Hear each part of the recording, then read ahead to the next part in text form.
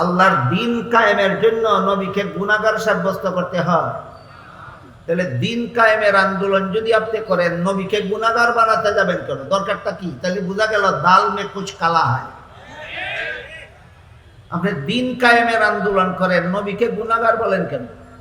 তাহলে বোঝা গেল দাল মে কুছ কালা হয়।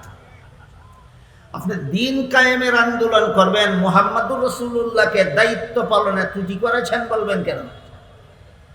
দিন কায়েমের জন্য নবীর দায়িত্ব পালনে কি পরিমাণ ত্রুটি করার দরকার?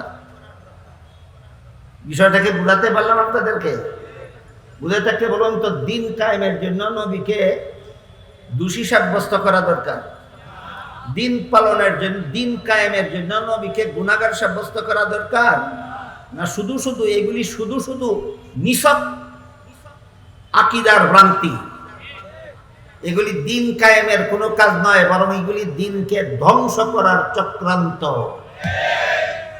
ঠিক বলছেন মনে হয়, অনেকেই বুঝে শুনে বলেন। আমি আরেকটু বলি, তারপরে ঠিক বেঠিক বলবো।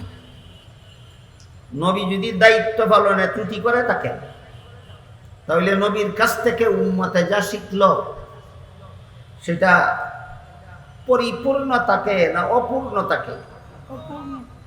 নবী যদি দায়িত্ব পালনে ত্রুটি করে থাকেন, তাহলে নবীর কাছ থেকে উম্মতে যা পাইল সেটা পূর্ণাঙ্গ না অপূর্ণাঙ্গ? তাহলে আমাদের দিন অপূর্ণাঙ্গ। নবী দায়িত্ব পালনে ত্রুটি করলে আমার দিন কায়েম হলো না দিন উম্মতের কাছে সন্দেহযুক্ত হয়ে গেল?